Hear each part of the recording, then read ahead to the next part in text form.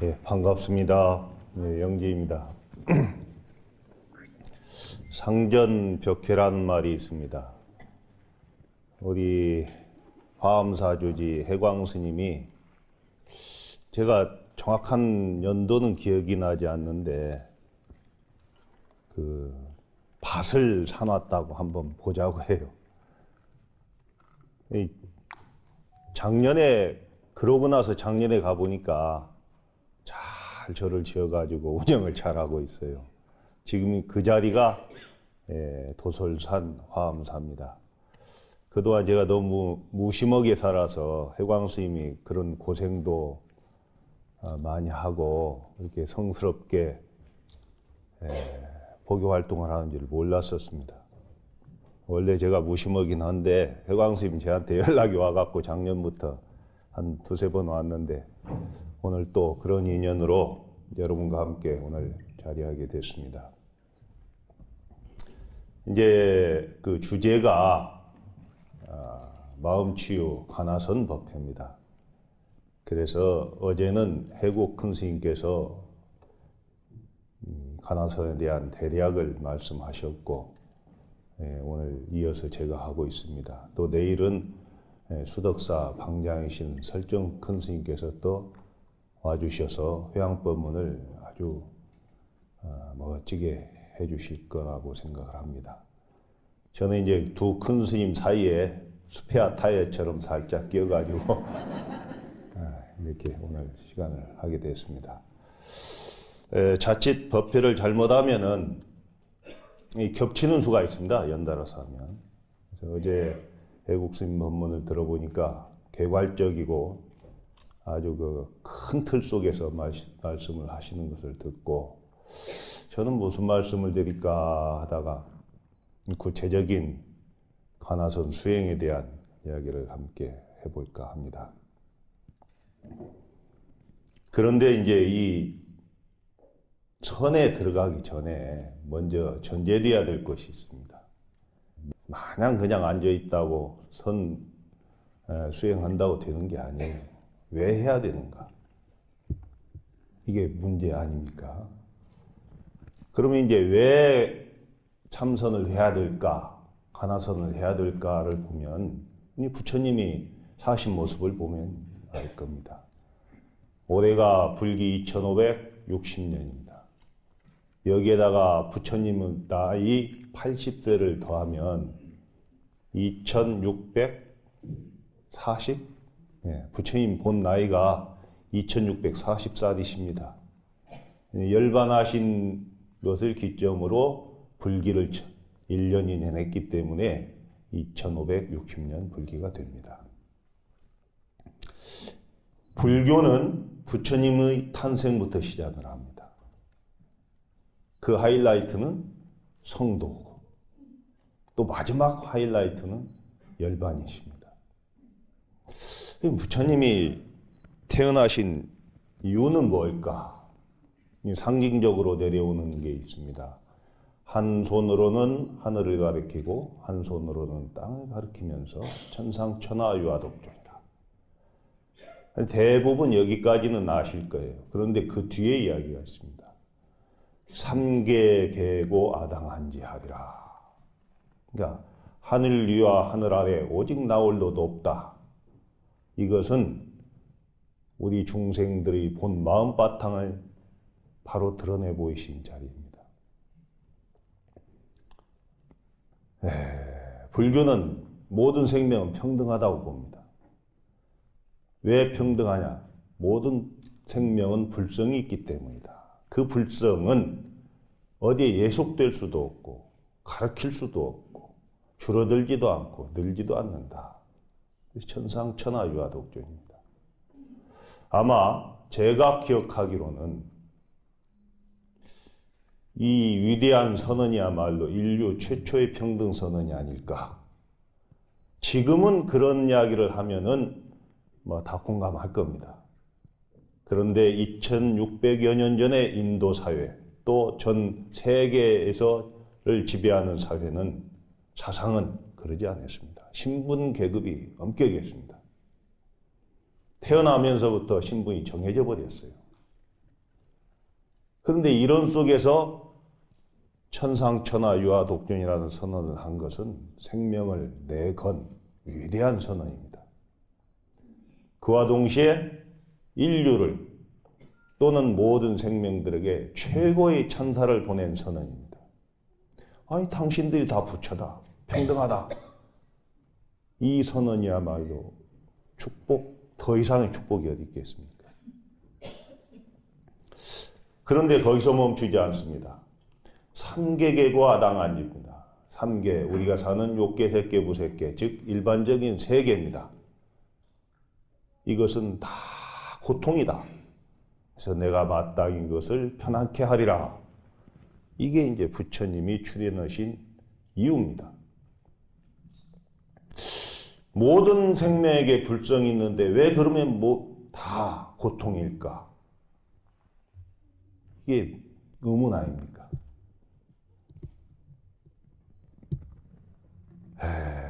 우리가 이렇게 마음이 평등하다, 모든 게 불성이 있다 할 때 반드시 나오는 질문이 있습니다.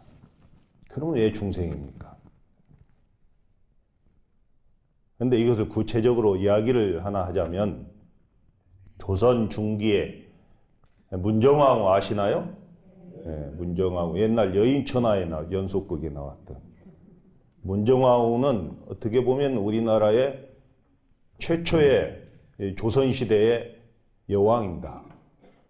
그러니까 왕은 아니었어도 섭정을 했습니다. 중종의 부인이고 명종의 어머니 아닙니까? 명종이 어려서 임금이 됐기 때문에 섭정을 합니다. 그러니까 실질적인 왕 노릇을 했는데 이분이 조선시대의 건국이념은 숭유억불입니다.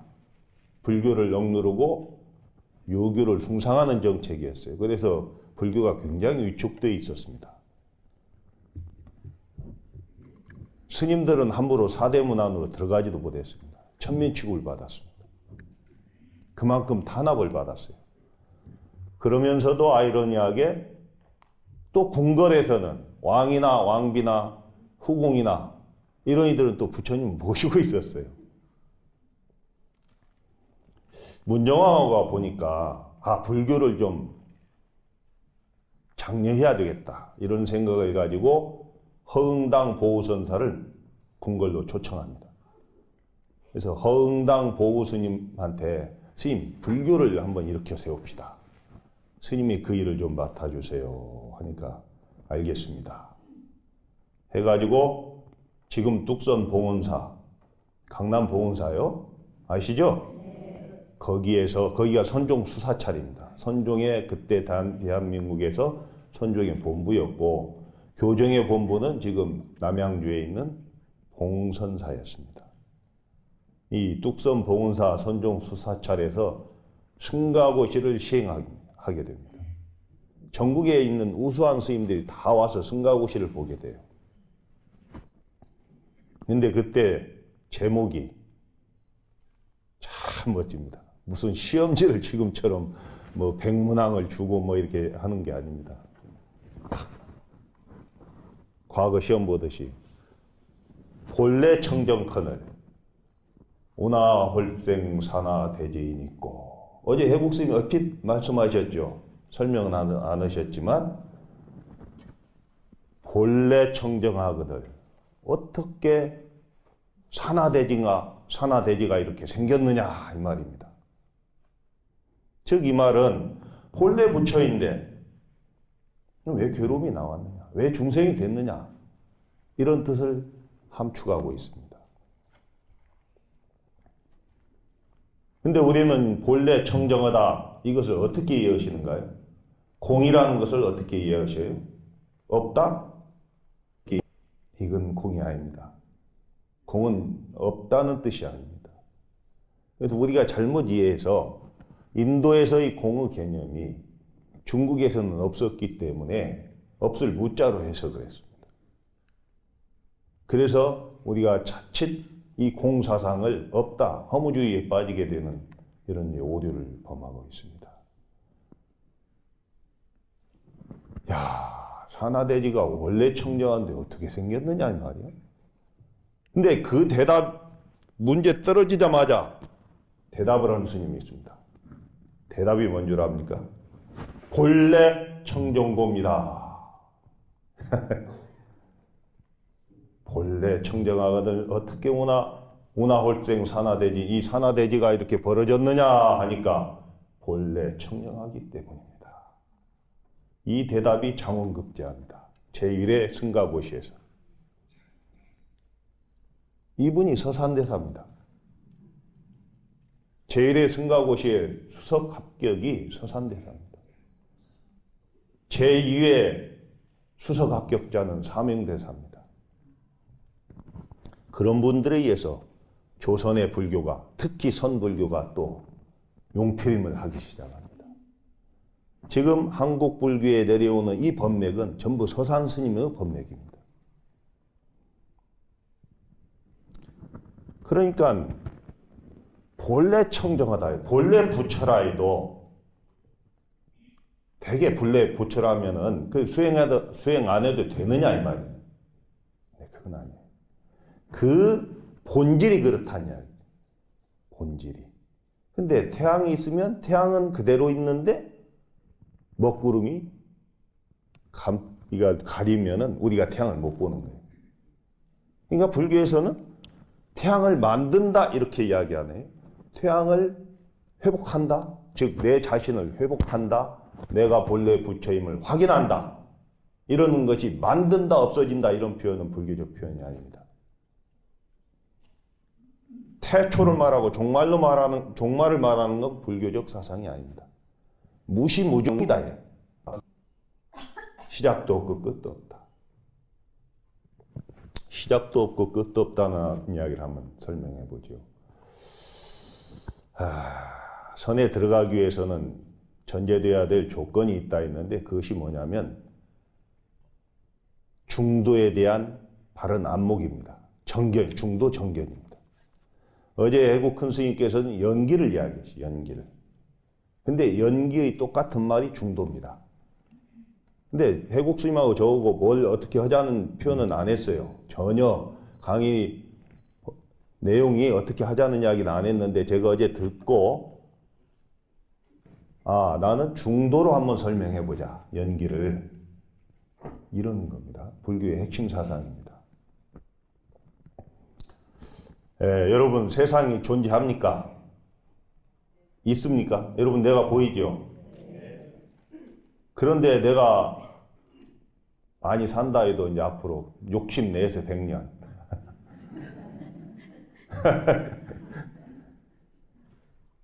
100년을 산다면 내가 있을까요? 없을 겁니다. 여기에 있는 이 마이크가 재질이 튼튼한 걸로 되어 있지만 이건 언젠가는 없어집니다. 근데 이것을 우리가 바라볼 때 지금 분명히 있다 합니다. 그러나 이 있는 본질은, 이 성품은, 이 모양의 성품은 공합니다. 변화하죠. 지금도 변화하고 있습니다. 그렇기 때문에 있다고 할 수가 없습니다. 즉 반야신경에서 색뿌리공 공뿌리색, 색즉시공 공즉시색, 색이 공과 다르지 않다. 이것은 분명히 있는 거지만 이 성품은 공하기 때문에 공과 다르지 않은 겁니다. 공뿌리색, 색이 공이 색과 다르지 않다. 근데 여기서 끝나지 않고 색즉시공 공즉시색, 색이 곧 공이고 공이 곧 색이다. 유와 무를 볼 때 유무의 개념으로 보지 않고 유이면서 무고 무이면서 유입니다. 그러잖아요. 근데 우리는 한 모습으로만 보려고 해요. 괴로움이 어디서 옵니까? 일체계고 아당한지라고 부처님이 선언하셨는데 모든 고통이 어디서 옵니까? 상대적으로 비용하는 데서 옵니다. 여러분들 평소에는 남편에 대한 불만이 없다가 요거 동창 갔다 오면은 불평이 나옵니다. 그건 왜 그래요? 비교했기 때문에.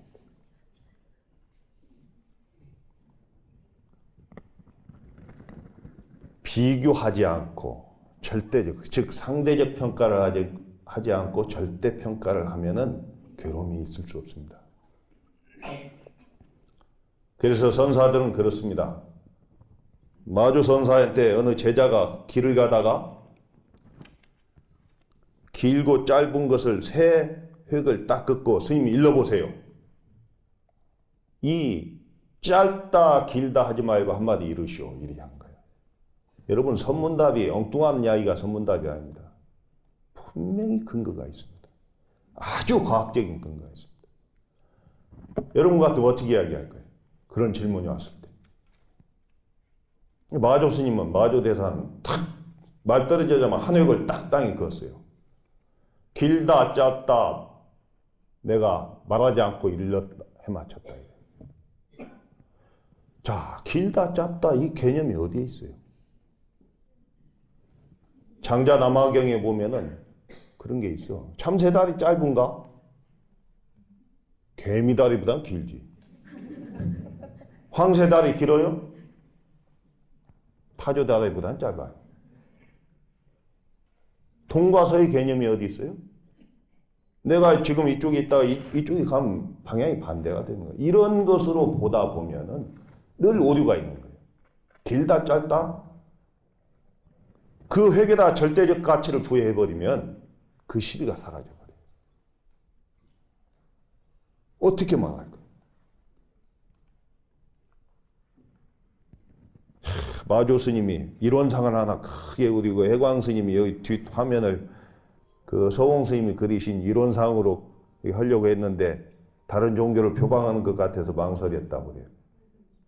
근데 이론상은 원래 불교고 이론상이 원불교를 상징하는데 원불교 소태산 대종사가 최초 이론상을 그린 곳이 금산사 내가 옛날 썼던 방이에요.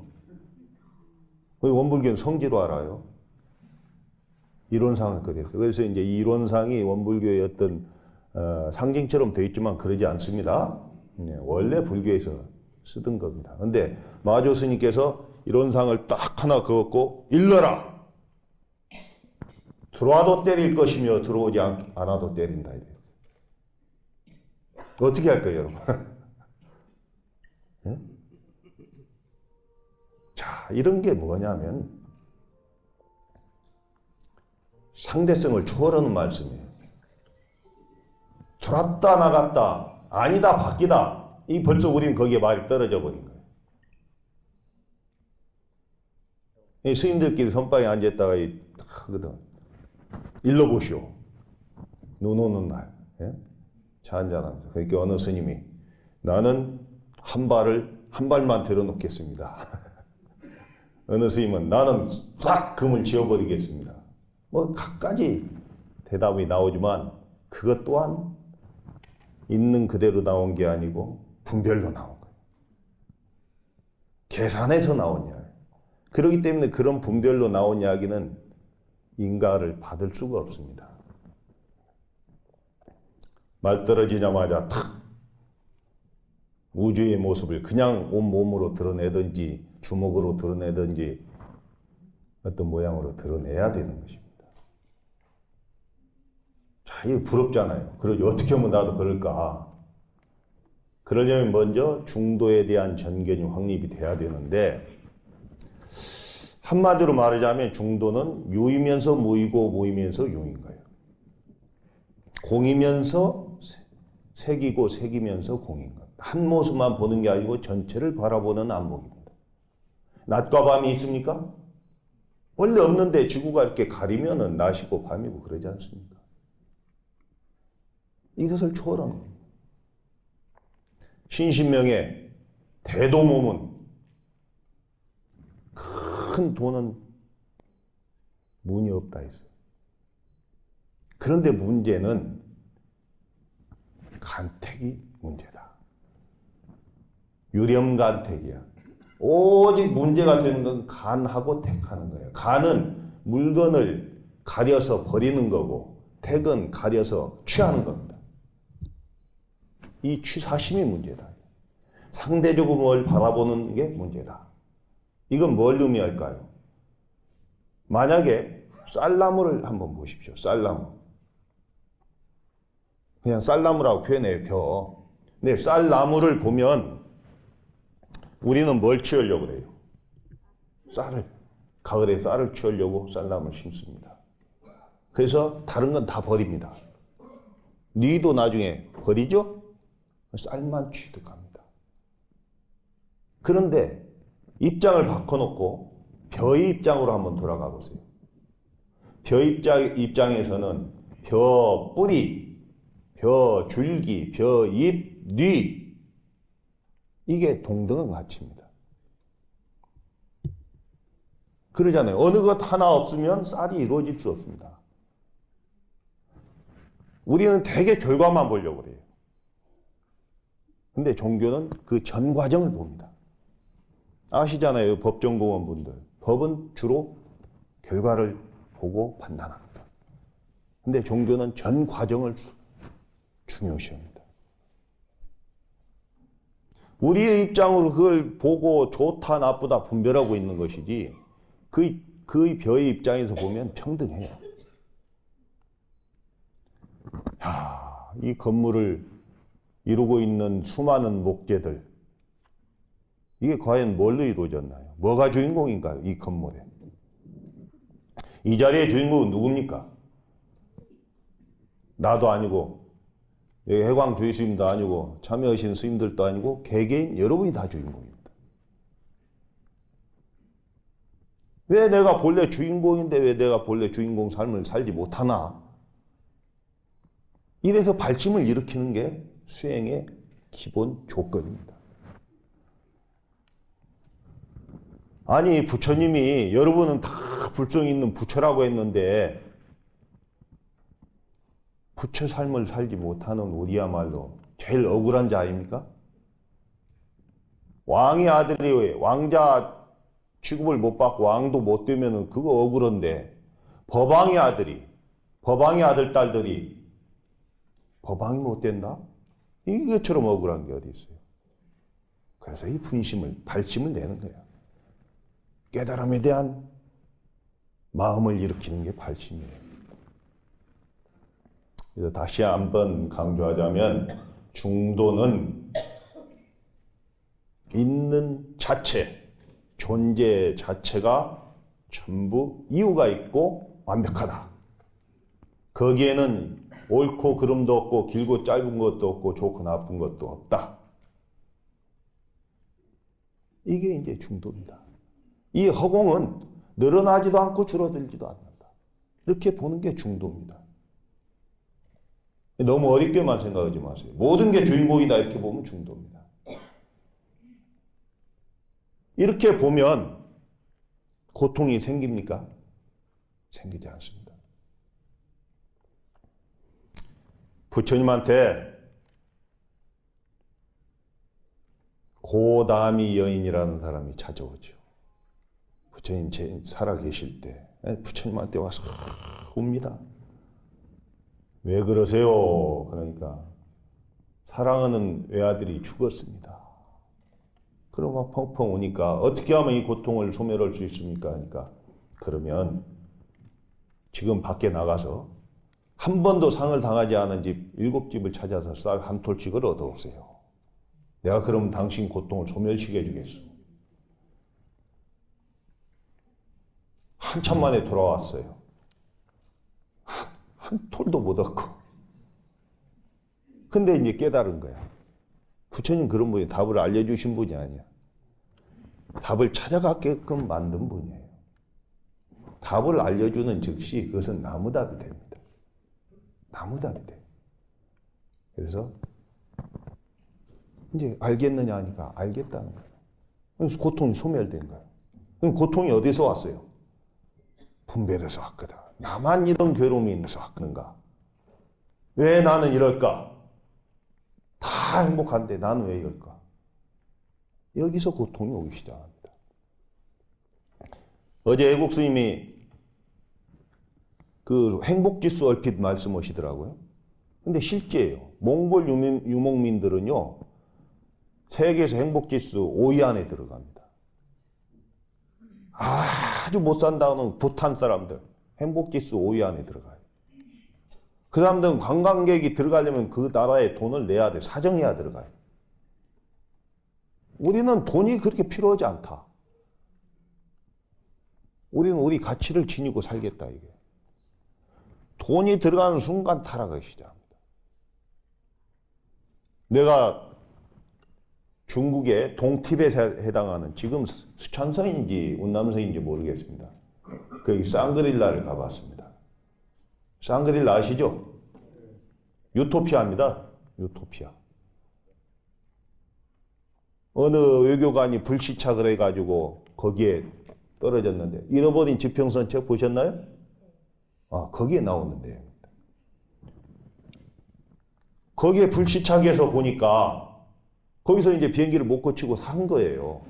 근데 다행히 고쳤는데 젊은 외교관은 나가고 싶은 거예요. 근데 나이 많은 외교관들 거기 사니까 너무 행복하니까 안 나가려고 그래요. 근데 젊은 외교관은 젊은 처녀를 하나 얻어가지고 결혼해서 사는데 이 처녀를 데리고 자기 고향으로 가려고 그 쌍그릴라, 옛날에 중전이라고 하면 중전. 그 중국 도시 이름입니다. 거기 추장한테, 족장한테 나 좀 나가게 해달라고. 나가는 건 당신 자유다. 비행기 고쳤으니 나가겠습니다. 알아서 오시라고. 그야말로 요즘 말처럼 오는 사람 안 맞고 가는 사람 안 말리는 거예요. 그러나 당신이 여기를 벗어난 뒤의 일은 책임지지 않겠습니다. 그래도 나가실 겁니까? 아니, 나가겠다고. 비행기를 타고 아가씨만 데리고 나갔는데 자기 고향에 도착하자마자 이 아가씨가 늙어서 죽어버렸어요. 파파 할머니가 된 거예요. 하고 죽어버렸어요. 그곳은 그래서 쌍그릴라 유토피아. 거기는 세월이 멈춰 있는 곳이에요. 그걸 그 사람이 나중에 책으로 쓴 게 잃어버린 지평선입니다.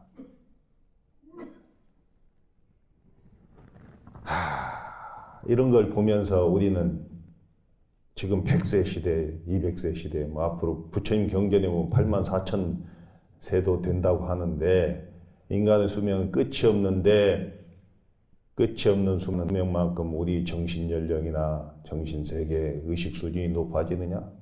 그건 오히려 반비례 오고 있다 이 말이야. 그래서 참 세상은 험하게지고 이러는데 왜 험하게질까? 이것은 비교하고 분석하고 남들보다 내가 못하다.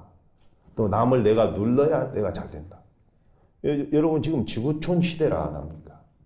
남을 눌러야 내가 잘 됩니까?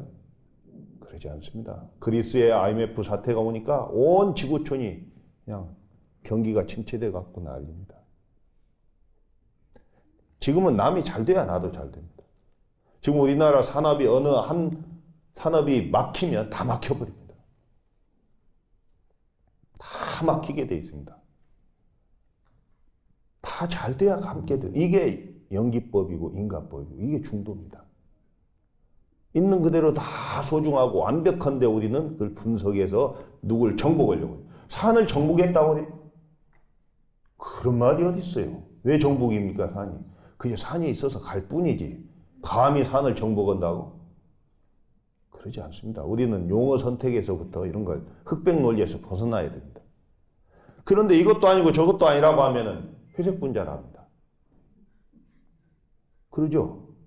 스님들이 왜 회색 입는데? 모든 색을 다 합치면 회색이 돼요. 아시죠? 이게 포용이에요, 포용. 포용력이에요. 모든 색을 합치면 회색이 됩니다. 회색같이 좋은 게 어디 있어요? 그야말로 이런들 어떠하니 저런들 어떠하니. 나는 초등학교 다닐 때 이런들 어떠하니 저런들 어떠하니 만수상 드런치기 얽혀진들 어떠하니 뭐 여기 나오면은 저거 나 이제 흐리뭉텅한 놈인데 지금 생각하면은 그 시가 멋져. 아니 이방원 위치에서 본 게 아닙니다. 이방원은 자기 합리화겠죠. 그러나 알고 보면 그런 거야. 알고 보면. 여러분 오늘 모르던 거 내일 아실 수 있잖아요. 그래서 이 중도라는 것은 이런 겁니다. 존재 이유가 있고 존재 그 자체가 성스럽고 완벽하다. 이것은 감히 누를 수도 없고 늘어나지도 않고 줄어들지도 않는다. 모든 것이 주인공이다. 있는 그대로가 완벽하다. 부처다. 색이면서 공이고 공이면서 색이다. 전체를 아우르는 이 안목이 중도에 대한 안목입니다. 자, 그러면 이 중도 정견을 딱 세우면 다음에 이제 수행에 들어갑니다. 왜 수행해야 되느냐? 바닷물이 짜다고 설명했는데 바닷물이 짠맛을 여러분 모르시잖아요. 직접 맛을 봐야 알지. 이게 이제 선이에요. 선이란 부처님 교를 무시하는 게 아니고 부처님 가르침을 무시하는 게 아니고 부처님 가르침에 대한 철저한 자기 확인입니다. 자기 확인의 절차예요. 여러분들 내일까지 법문하는데 뭐 말이 겹칠 수도 있을 겁니다. 아마 스님들이 뭐 교과서처럼 여기서 여기까지 여기서 여기까지 이런 게 없기 때문에 또 가나서는 교과서가 있지 않습니다. 그런데 새로운 법문을 들으려고 하지 마십시오. 운동선수들이 훈련하는 게 새로운 기술 배우는 겁니까? 아닙니다. 반복 훈련입니다. 많이 알아서 어쩔 건데. 식자우환입니다. 너무 많이 알으면 분석하게 됩니다. 그래서 불교는 많이 하는 게 문제가 아니고 알면 하나를 실행하는 겁니다. 시작하는 겁니다. 그래서 지금부터는 어떻게 맛을 볼까? 그래서 가나서는 수행에 대해서 말씀을 좀 드릴까 합니다.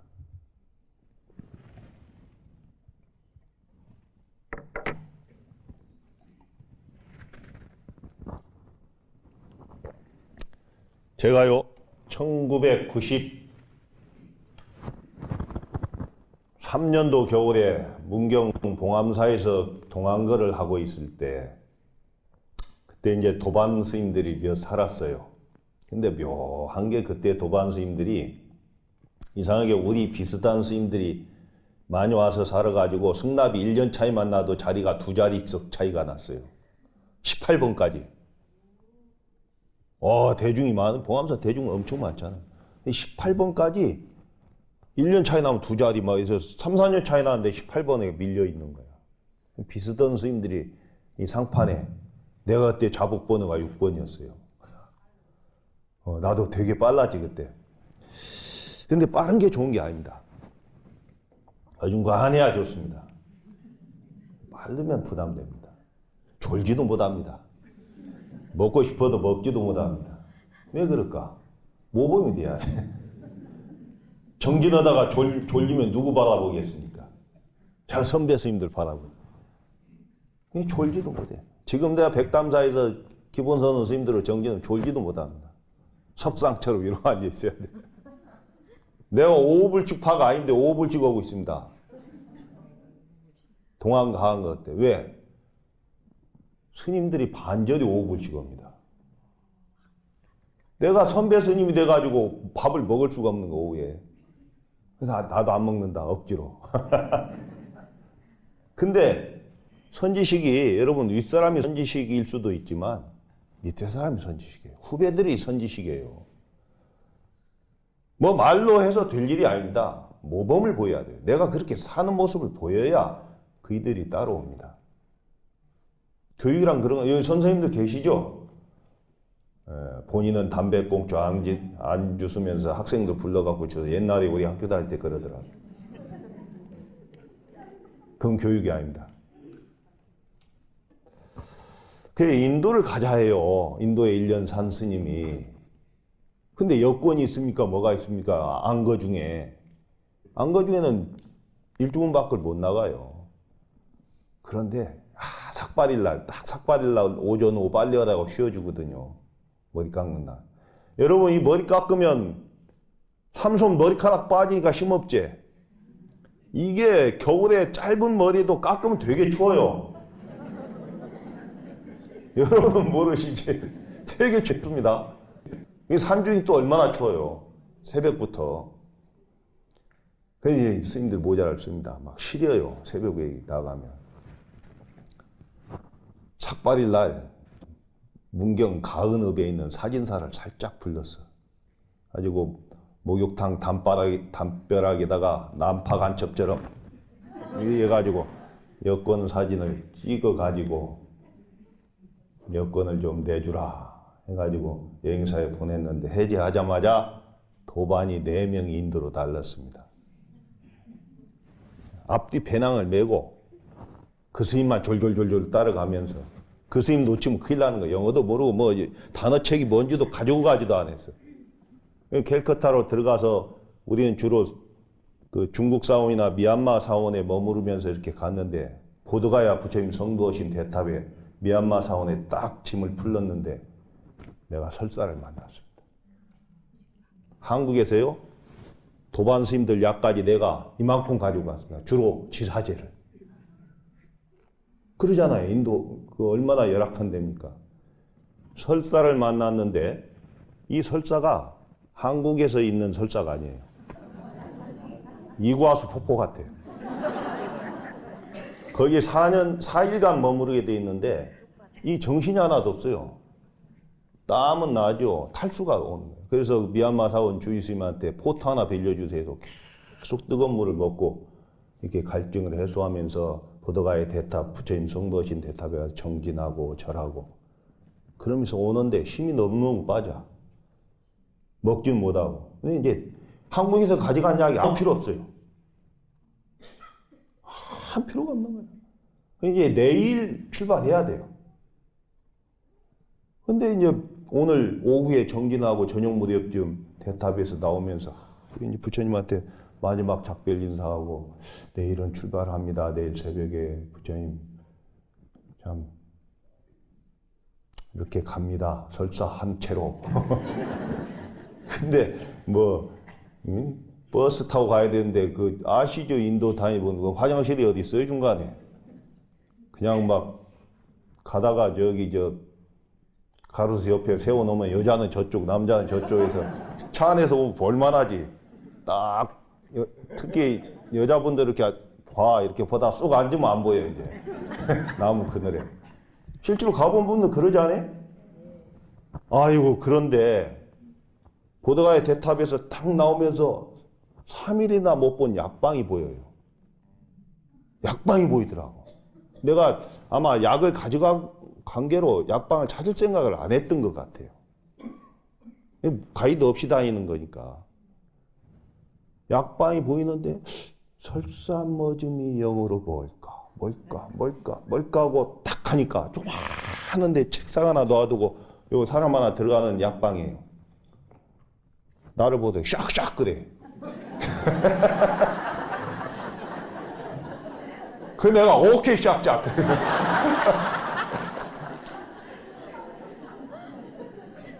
아이 그 약 먹고 내가 다음날 출발했습니다. 영어가 뭐 필요해. 잘하면 좋지만. 내가 그때 무릎을 쳤어요. 그래 선은 이거다. 현장에서 살아섬지 않는 이 선. 죽은 선이 고목선이다. 이 가나선은 현재 이 자리입니다. 지금 이 자리. 여기를 벗어나서 따로 선을 해보지 마십시오. 다니다 보면 인도에 천막 하나 쳐놓고 레스토랑이라고 써 있습니다. 거기 가면 메뉴판이 이렇게 있는데 시커먼 메뉴판에 44가지씩 요리가 있어요. 이거 영어도 모르는 사람한테 이걸 어떻게 해? 찾아보다 단어 하나 나오면 요거 식이면은 2시간 기다려야 돼. 그때부터 해요. 천막인데도 그래요. 그런데 물컵을 갖다 주는데 너무너무 더러운 거예요. 설사한 뒤끝이라 요거 이제 신경이 쓰이는 거예요. 그래서 좀 불러가지고 이것 좀 다시 좀 씻어다 주라 했더니 구정물통에다가 팍팍 하더니 허리춤에 시커먼 걸레 있잖아. 탁자도 닦고 하는 걸레를 갖다가 싹싹 닦아주네. 그걸 보면서 우리 먹고 싶겠습니까? 근데 내가 그 순간 또 느꼈어요. 그래, 내가 여기 와서 왜 한국 사람이냐. 나 오늘부터 인도 사람이 되어보자. 그러니까 되는 거야. 먹어도 탈도 안 나고. 이게 마음가짐이에요, 마음가짐. 물론 위생적이면 좋지만 거기서 위생을 따질 수가 없었어요. 여러분처럼 가이드 통해서 이렇게 여행사 통해서 가면 그나마 나아요. 오지로 한번 다녀보십시오. 별일이 다 있습니다. 저는 그 자리에서 살아 숨쉬는 거예요. 그런데 그 자리에서 살아 숨쉬지 않고 준비운동만 열심히 한다고 되는 게 아니라고. 그래서 저는 가나서는 특히 가나서는 활발하게 살아 숨쉬는 것이다. 그러면 이제 가나서는 어떻게 들어가야 될까? 첫째, 내가 본래 부처라는 걸 믿어야 된다. 이 큰 믿음입니다. 대신근. 내가 본래 부처라는 걸 믿지 않으면 가나선에 들어갈 수가 없습니다. 그걸 안 믿는데 어떻게 들어가? 부처님이 천상천하 유아덕존 하셨잖아. 또 일체 중생 시류불성이 다 있다. 모든 중생은 시류불성이 다 있다 했으니까 그 말씀을 믿어야 돼. 내가 본래 부처라는 걸 믿고 그 다음에 스승에 대한 믿음이 있어야 됩니다. 스승에 대한 믿음이 없으면 가나선에 들어갈 수가 없습니다. 왜 그러냐면 자 한번 생각해 보십시오. 6조 해능 스님이 5조 홍인대사를 찾아서 가는 거리가요. 우리나라 저 목포에서부터 신의주보다 더 멀어요. 엄청난 땅덩어리입니다. 여기를 가야 돼요. 산 넘고 물 넘어서 지금처럼 고속도로가 있습니까? 무슨 뭐 KTX가 있습니까? 뭐가 있습니까? 아무것도 없는. 산 넘고 물 넘어. 전화해가지고 5조 홍인대사시오? 나 해능인데, 노행자인데 내가 며칠 날 갈 거니까 계실 거요? 이러고 예약하고 갑니까? 아니에요. 절실한 마음으로 가는 거예요. 절실한 마음. 이 문제를 그분을 나한테 가면은 되겠구나 하는 절실한 마음을 가지고 한 걸음도, 두 걸음도, 세 걸음도 그야말로 오체투지하듯이 가는 겁니다. 오체투지가 아니고 저 티베트 하면 전신투지 아닙니까? 온몸으로 땅을 재면서 가지 않습니까? 그 사람들이 높은 담이 나오거나 강이 나오면 어떻게 가는 줄 압니까? 눈찜작으로 딱 보고는 눈찜작 그 사람들 눈이 좋아요. 그래서 여기서 미리 해버려요. 그냥 건너가지 않아요. 담이 있어도 담 높이 딱 확인하고 이 자리에서 몇 번 더 전신 투지하고는 넘어가요. 그렇게 신심으로 5,000km씩 갑니다. 이게 뭐 무릎이 닳고 헤어지고 신발이 닳고 이게 보통 일이 아니에요. 생사 걸어놓고 가는 거예요.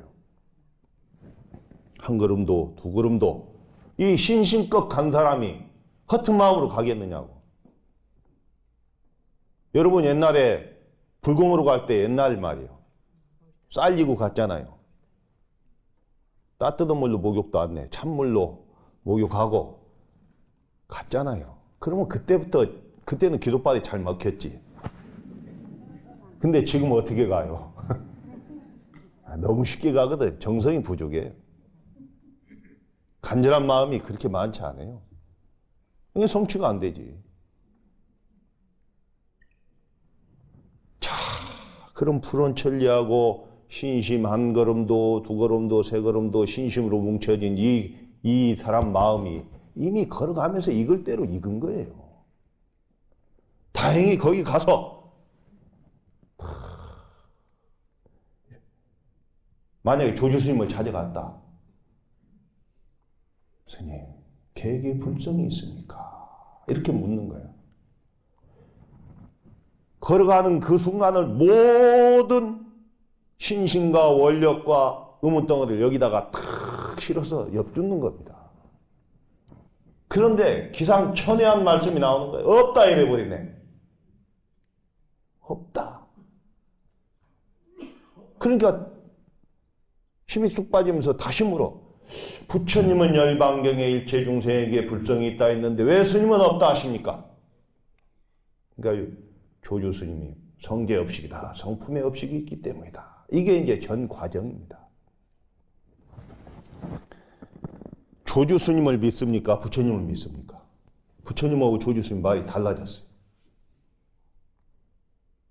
달라졌죠? 누구를 믿어야 돼요? 왜 대답 안 해? 이게 분별로 하는 거야. 부처님이 위대하신 분이니까 부처님이 말씀하신 거 조주스님 모르는 거다 해버리면은 그건 공부가 아닙니다. 고불조조라고 칭송받던 굉장한 선지식입니다. 조주스님. 조주스님 생명 걸어놓고 찾아간 사람 아닙니까? 그러니까 어떻게 돼요? 조주스님과 부처님이 동등한 입장으로 딱 놓았는데 말이 달라지니까 거기서 탁 깨쳐야 되는데 가나서는요, 이거 참고해라 이게 아니에요. 절대 오해하지 마십시오. 깨달으라고 말씀하신 거예요. 제시했는데 깨닫지 못했을 때 어째서가 나오지. 예? 어째서 그러셨을까? 어째서 뭐라 했는가? 어째서 아니면 일이 되는 거예요. 깨달으라고 제시한 법문이 깨닫지 못하니까 제2차적으로 그나마 끈이라도 잡아야 되니까 어째서가 나온 겁니다. 만약에 부처님과 조주스님을 차등을 두고 부처님 말씀이 옳다, 조주스님 틀리다 해버리면 어째서가 안 나와요. 아무 소득이 없는 거예요. 아니 천하의 조주스님이 불성이 일체중생 시류불성이라는 부처님 말씀도 모르겠어요? 그러지 않는단 말이에요. 근데 어떤 자들은 화두의 답이 이거라고 알려주고 한다는 거야. 이런 화자도 모르는 사람들 같아요. 그거 알아서 어쩌자고. 1 플러스 1은 2입니까? 알죠? 2지. 이 정도지. 이 무의 대답은 이것이다 해봐야 여러분께 아니에요. 그리고 화두에 정답이 있어요? 난 없다고 봅니다. 사람 근기가 다 달라요. 근데 어떻게 대답이 하나예요? 있을 수 없는 일입니다. 그 순간 그 신심이, 그분을 향한 신심이 큰 의심으로 와닿는 거예요. 이걸 대의단이라고 합니다. 앞에는 대신근, 큰 믿음의 뿌리입니다. 아무리 뭐가 몰아쳐도 흔들리지 않는 큰 믿음. 두 번째 여기서 발생하는 의심. 의심, 어째서? 그런데 화두에서는 의심이라고 하지 않고 한 걸음 더 들어가면 의정이라고 합니다. 의심에서 더 들어가면 의정이라 해요. 이것은 관아선 생명입니다. 의정은 왜 뜻정자를 썼을까? 감정이에요, 감정. 감정정자예요. 감정으로 들어와 있는 거예요, 이미. 이성과 감정은, 이성은 끊어내기 쉽습니다. 그러죠? 이거 하면 안 되니, 이거 얼마든지 할 수 있는 일. 근데 감정이 따라오지 않아요, 감정. 상갓집에 가서 곡 가시오, 지금부터 곡 하면 울다가 뚝 하면 뚝 끊치잖아. 그건 감정으로 우는 게 아닙니다. 곡 해야 되니까 하는 거예요. 그런데 진짜 울음이 나온 사람은 뚝 해도 이게 나오지요. 이미 끊을래야 끊을 수 없는 감정 깊이 딱 자리 잡은 게 의정입니다. 근데 의정에서 더 들어가면 의단이 돼요. 한 덩어리가 된다. 선방에서 늘 논란이 되는 게 뭐냐면 화두가 방편이냐 아니냐야. 여러분 화두는 방편이에요 아니에요? 네? 화두를 왜 들어요? 깨닫기 위해서 들지. 깨닫기 위해서 듣는다면 방편입니다. 그러죠? 근데 선방에서는 화두를 방편으로 보지 않아요. 왜 그럴까? 분명히 방편인데 한 덩어리가 되면 드는 나도 없어지고 들려지는 화두도 주객이 소멸돼 버려요. 한 덩어리가 되고 우유하고 물하고 섞은 것 같은 거예요. 기름하고 물이 아니고 우유하고 물하고 섞으면 한 덩어리가 되는 거예요. 이러면은 방편이 될 수가 없습니다. 드는 나와 들려지는 화두가 한 덩어리가 되어갖고 온통 함께 돌아가는데 거기서 어떻게 주객이 구분이 됩니까? 이 대의단이야말로 화두의 생명이고 이때부터 진짜 공부입니다. 이렇게만 되면 공부가 이제는 깊이 들어가는 거예요. 깊이 들어가는데 하다 보면 또 안 되네. 그러죠? 안 되면 또 어떻게 해야 돼? 분발심을 내야 돼. 이게 대용맹심이라고 그래요. 대분지, 분한 마음을 낸다는 말도 돼요. 용맹심을 봐라. 그래서 선방에서는 뭐 일주일 용맹정진, 37일, 20일이지. 용맹정진, 100일 용맹정진 이런 걸 합니다. 용맹정진 허리를 바닥에 대지 않습니다. 하루에 20시간 이상 좌선 위주의 용맹정진을 합니다. 어떻게 가능하냐고요? 혼자는 불가능합니다. 근데 대중의 힘으로 졸면은 장군육배로 내려치면서 그 대중의 수승한 힘으로 100일도 할 수 있습니다. 사실입니다. 지금 선방에서 하고 있잖아요. 점잖시간 쪼개가면서 씁니다. 근데 공부를 하다 보면 딱 두 가지가 마구니가 찾아옵니다. 망상입니다. 망상. 이걸 도거라고요. 도거, 망상. 이 말도 못해요. 몇십 년 전 이야기까지 다 끄집어 올라옵니다. 마음이 고요해지니까 더 올라와요. 그 다음에 두 번째 오는 건 혼침입니다. 졸음입니다. 이 졸음은요, 무섭습니다. 하루 안 자는 게 아니지 않습니까? 이 졸음은요, 용맹정진 나 처음에 할 때요, 4, 5일쯤 넘어가면 그때는 재래식 화장실이라 화장실도 혼자 못 가겠습니다. 앉아있는 순간 졸아버립니다. 재래식 화장실에 풍덩 빠지니까.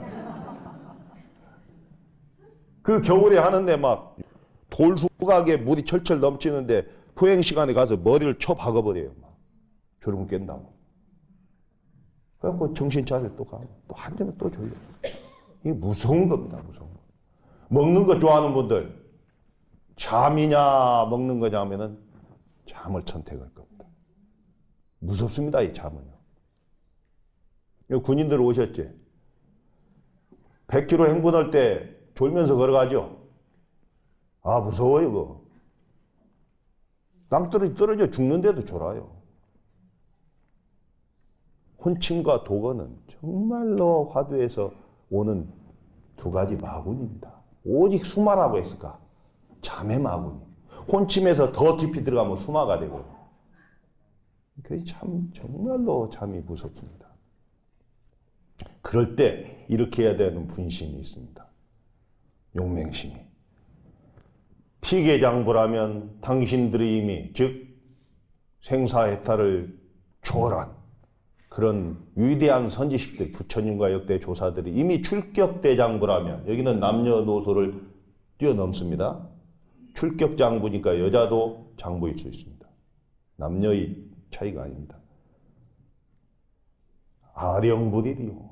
당신들이 이미 출격대장부라면 나라고 그러지 않겠소. 단 불이야 다만 하지 않을 뿐 비불능냐 능하지 않은 건 아니다. 능력은 똑같아. 우리는 다 부처. 근데 차이가 뭐예요? 그 사람들은 했고 나는 안 했어요. 이 차이입니다. 선방에서 같이 잠을 자다 보면요 놀랄 정도의 전율이 옵니다. 주어진 시간 다 잔다고요? 창피해서 못 잡니다. 특히 후배 스님들 잠을 자다가 고요히 그 자리에서 일어나서 석상처럼 어둠을 응시하고 앉아 있습니다. 잠자는 선배들 부끄러워서 잡니다. 막 등에 오싹한 이 기운이 흐릅니다. 그렇게 공부들 해요, 사실.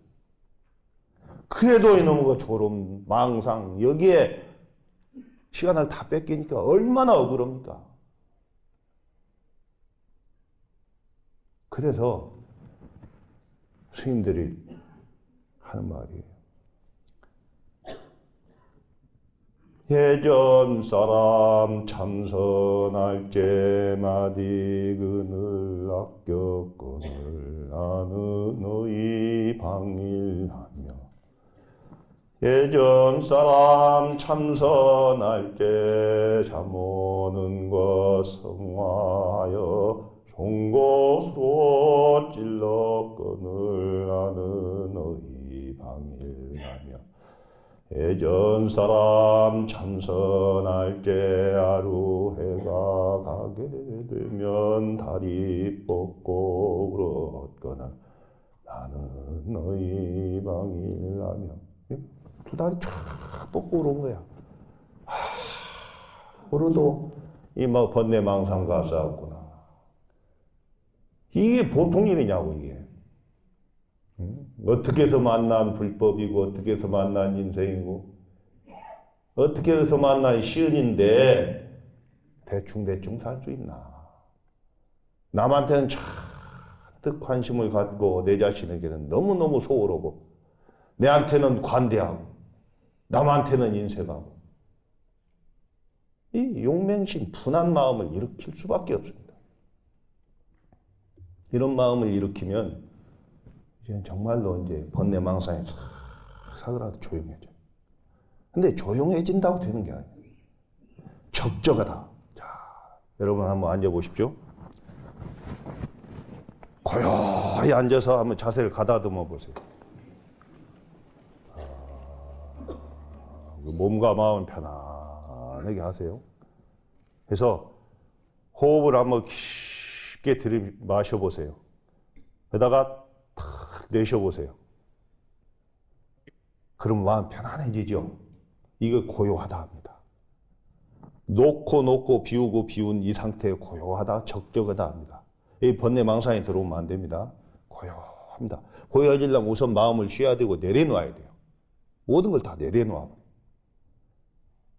그럼 온 몸에서 힘을 다 빼세요. 딱 한 군데 힘 들어갈 곳이 이 척추입니다. 청량골. 요것만 세우고 어깨고 모든 게 힘을 싹 빼서 고요히 한 다음에 여기다가 여러분이 화두를 올려놓으십시오. 자, 무를 하는 분은 어째서 무라 했는가? 아니면 무 해도 되고, 이 먹고를 하는 분은 이 먹고 해보죠. 이 먹고가 어디 말이요? 경상도 말. 이걸 충청도, 여기 충청도인데, 대전은 많이 모여있지. 사방팔방 팔도가 다 모여있을 거예요. 근데 충청도 말로 이것이 무엇이대요 하면 이상하잖아요. 늘어져.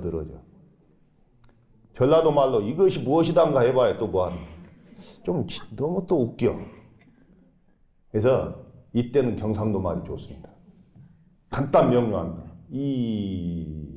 여기다 모든 힘을 다 실어서 먹고, 이라는 건 내 자신의 주인공. 마음이 부처라 있는데 부처. 움직이는 이 진짜 나. 이게 먹고 하는 거야. 그래서 간절한 마음으로 고요히 한 다음에 이 적적이라고 고요한 상태에서 이목구로 깨어 있는 겁니다. 즉 이목구를 하는 순간 소리로나 아니면 생각으로만 하면 그 화두가 아닙니다. 의정이 일어나요. 84,000 모공에서 이목구 하는 순간 온통 의단으로 가득 차야 됩니다. 의심이 없으면 그건 화두가 아니에요. 그건 죽은 화두입니다. 자, 한번 해볼까요? 조용히 한 다음에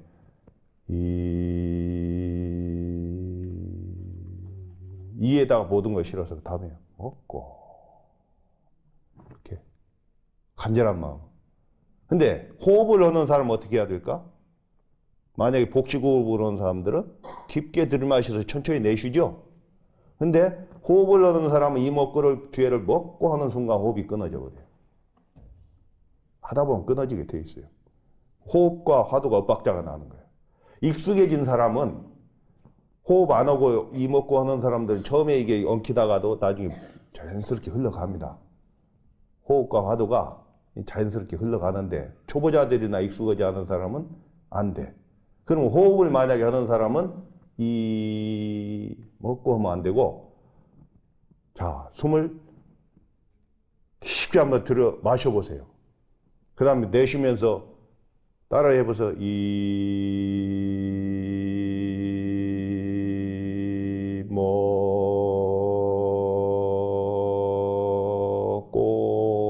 먹고 흘려버려. 호흡 따라서 흘려버려. 그러다가 다시 깊게 들으실 땐 잠시 쉬었다가 내쉬면서 이 먹고. 이러다 보면 익숙해지면 들으시면서도 이 먹고 하면서 들으시고. 나는 호흡을 건너는 사람은 아닌데 호흡을 하는 사람은 그렇게 하시고, 호흡을 하지 않는 사람은 자연스러운 상태에서 이 먹고. 그래서 의정으로 가득 채우면 우주 안에가 하나가 되어버립니다. 이 화두는 크다면 크고 작다면 작은 이 것에다가, 화두 하나에다가 우주 전체를 다시 그 안에 넣어버리는 겁니다. 넣어버리는 거예요. 그래서 분별을 하지 말고 생각으로 헤아리지 말고 폭발시키는 겁니다. 풍선에다 바람을 넣어서 거기다가 바늘 하나 찔러면 피, 그러지 말고 폭발시키고 모든 사유의 틀을 다 틀어 막아버려요. 뭔 84,000모공에서 이 먹고 하는 사람, 아니면 무 하는 사람, 아니면 어째서 하는 사람은 이 화두로 가득 채워버려서 뻥 터지게 하는 거예요. 이게 관하서입니다. 이거 잘못 분별을 거기다 넣거나 뭘 하나씩 뭐 내 생각으로 이게 풀어내거나 이래서 저랬을 것이지 이래 버리면 안 돼. 그러려면 선지식을 부처님과 같이 믿으라는. 그래서 대신근이 나오고, 그 대신근 그 믿음 바탕에서 그분이 하신 말씀 깨달으라고 했는데 깨닫지 못하니까 그 말씀을 붙들고 화두로 삼아서 참고하고 공부가 안 될 때, 혼침이 오거나 망상이 들어올 때, 옛 사람들은 이렇게 공부했는데 나는 왜 이 모양인가 하는 억울한 마음, 분한 마음을 일으켜서 다시 한번 다 잡고 화두 어떻게 하면 잘 됩니까? 그 방법은 화두로 대처하는 수밖에 없습니다. 화두를 잘 드는 방법은 없습니다.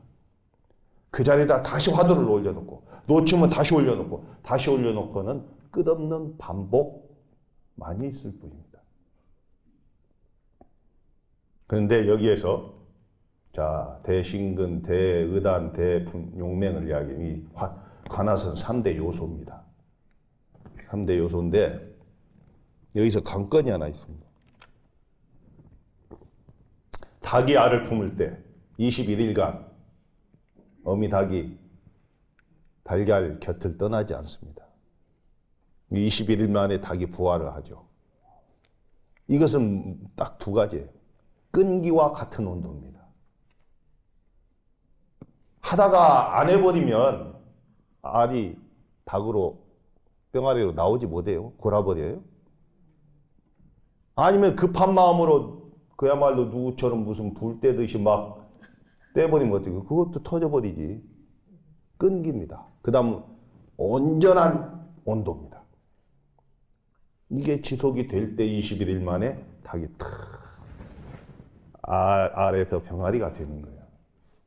이게 관건입니다. 절대 급한 마음으로나 느슨한 마음으로나 말뚝신심으로 냈다가 팍 쉬었다가 안 된다. 끈기.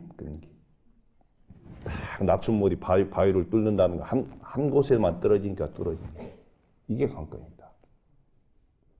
그 다음에 그래도 안 된다. 왜 안 될까 그러면? 그래도 왜 안 될까요? 우선순위에서 밀려있기 때문입니다.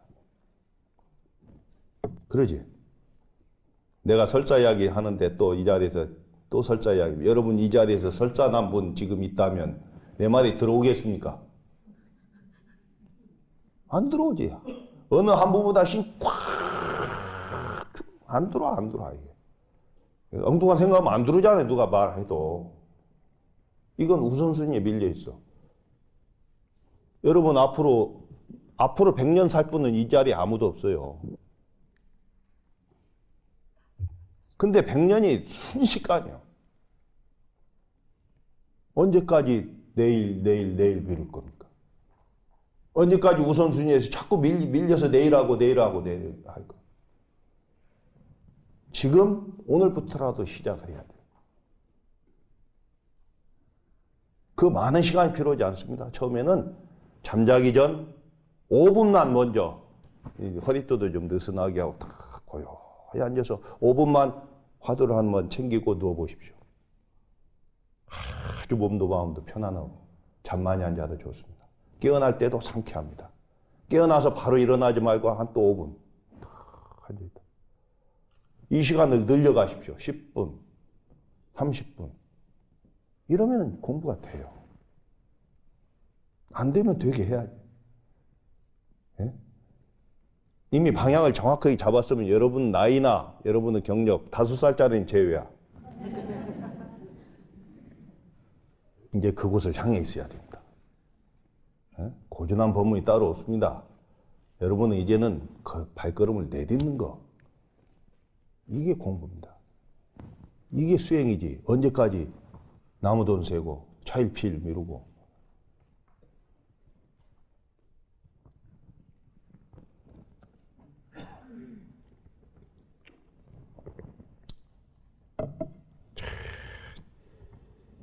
어떻게 공부해야 되느냐.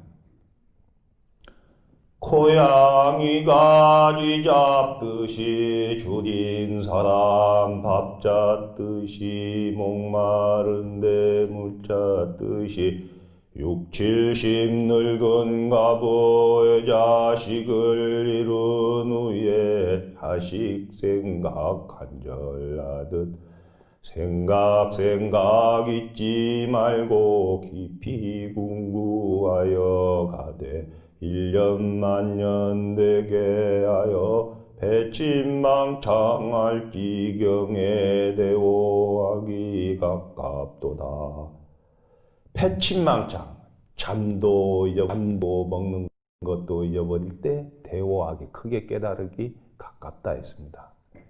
그래서 여러분, 공부에 최고의 힘 있는 자를 하나를 말하라면 간절절자입니다. 이 간절절자야말로 이 사람이 절자하고 발음이 같죠. 간절절자야말로 최고의 절이고 최고의 공부 방법입니다.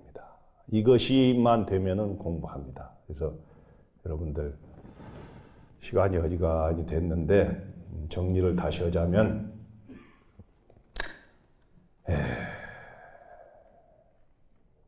선지식이 나중에 공부하면 인가를 하여 깨달음을 인가하는데 이 깨달음의 기준이 그냥 되는 게 아니고 어제 말씀하신 해국 큰 스님 말씀하신 공, 연기, 무아 또 내가 오늘 이야기한 중도 이것은 내용, 그 말만 다르지 내용은 똑같은 이야기입니다.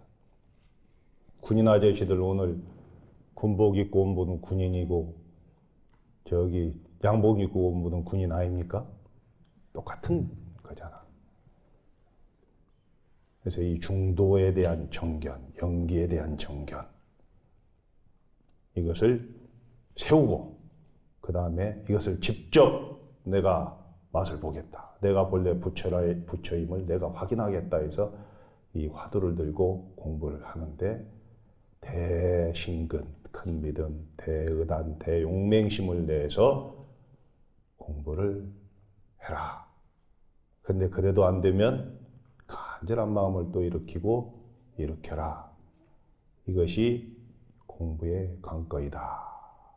그 다음에는 이제 마지막으로는 우리가 대원력을 받아야 되는데 모든 중생에게 나의 깨달음을 회양하겠다고 하는 대원력입니다. 이것이 없으면 대승 수행자가 아닙니다. 모든 이웃에게 나의 깨달음을 회양하겠다는 큰 마음을 내서 이웃을 모든 사람을 평등하게 보고 존귀하게 알고 내가 제일이고 남이 그러다는 이 생각을 상대적인 생각을 벗어났을 때 우리는 제대로 공부하는 가나선 수행자가 되지 않을까 생각합니다. 얼마 안 있으면 부처님 오신 날인데 부처님 오신 의미가 자등명 법등명이다. 자신의 등불을 밝히고 진리의 등불을 밝히는 겁니다. 자신의 등불을 밝히라는 건 내가 본래 부처님을 확인하는 겁니다. 진리의 등불을 밝히라는 것은 이 내가 본래 부처님을 스스로 확인한 다음에 모든 중생에게 그 빛을 함께 한다는 것. 이것은 내가 준다, 중생이 받는다 이 개념이 없습니다. 함께 하는 겁니다. 심청가의 마지막 대목이 뭔가요? 신봉사 눈 뜨는 장면 아닙니까? 그러죠? 신봉사가 눈을 뜨는데 어떻게 뜹니까? 마지막에 어서 보자 내 딸 청아 끔뻑끔뻑 하다 눈을 뜨니까 거기에 있는 맹인이 온 나라에 있는 맹인잔치에 초대된 모든 맹인이 눈을 뜨죠. 여기서 뜨고 저기서 뜨고 여기서 저기서. 이거 불교 화엄 사상이에요. 눈 밝은 자가 하나 나오면 다 눈을 뜨게 되어 있습니다. 향기로운 수행자, 올바른 선지식 나오면 모든 게 눈 뜨게 되어 있습니다. 진리의 눈을 뜨는 겁니다. 육신의 눈은 감겼을지언정 지혜의 눈을 뜨는 겁니다. 이게 화엄 사상입니다. 화엄 사상을 이야기했으니까 의상스님 아세요? 의상스님이요 당나라 유학 가시잖아요. 유학 가서 중국의 화엄의 제2조라고 하는 제1조가 두순 스님이고 제2조가 지엄 스님인데 지엄 스님 문화에서 공부를 하는데 너무너무 뛰어난 분이에요. 그러니까 지엄 스님이 이야기를 해요. 네가 공부한 내용을 화엄경 공부한 내용 화엄경이 제일 방대해요. 추대서 한번 책으로 엮어봐라 하니까 대승장 10권을 만들어서 갖다 바칩니다. 탁 갖다 바치니까 이 글이 심히 아름다우나 옹색하다. 다시 써와라. 그래서 정말 고민하다가 입의숭현이라고 하는 책을 써가지고 갖다 바쳐요. 그러니까 지엄 스님이 의상 나오고 부처님 앞에 나아가 보자. 그래서 부처님 앞에 발언합니다. 이 화엄경의 핵심 중의 핵심인 이 내용이 맞다 하면 불에 타지 않게 해주소서 발언하고 불살라요. 불살려니까 다른 게 다 타버리고 210자가 남아요. 그 210자를 의상스님이 해인도에다가 도표에다가 그려 넣어서 완성을 한 게 여러분 의상조사 법성계입니다. 210자입니다. 7원 39입니다. 37에 22. 이게 뭐 화엄경을 210자로 이게 대승장 10권에서 그 다음 입이승연 책으로 했다가 거기서 불에 태워서 타지 않은 210자를 해인도에다가 딱 해서 멋지게 도표로 만든 게 여러분 뭐 이렇게 제사할 때도 이렇게 돌고 해인사 장경불사 할 때 돌잖아요. 정말 굉장한 겁니다. 근데 의상스님이 여기서 멈추지 않습니다. 이걸 8자로 함축합니다. 그 내용이 행행도처 지지발처입니다. 행행도처 지지발처. 참 멋집니다. 걸어도 걸어도 도처 도달할 도자네 그 자리 걸어도 그 자리 지지발처 도착해도 그러니까 이것은 가도 지지발처 떠난 자리 얼마나 멋져요. 해인도를 이렇게 돌다 보면 글이 돼 있어요. 근데 이것은 해인도뿐만이 아니고 여러분 이 우주의 본 모습이 둘이 아닙니다. 둘이 아니죠. 우리는 그래서 두 모습으로 분별하니까 괴로움도 나오고 하는데 이것을 한 덩어리에 놓으면 거기서 구경락이 나온다. 불교적 깨달음이 나온다. 그래서 여러분 수행을 열심히 하는 하나 수행자가 되기를 간절히 발언하고 제 말씀은 8시 50분까지 하려고 마음 먹었어요. 딱 시간이 됐습니다. 어제 애국 스님한테는 시간을 잘못 전달해서 1시간 만에 끝내는 바람에 하시는 말씀을 다 못 하셨다 해요. 근데 오늘 요 주관하는 스님한테 해보니까 그 사진 찍을 시간이 한 10분만 놔도 끝내달라 해서 대충 마음은 됐습니까? 네, 동그라십시오.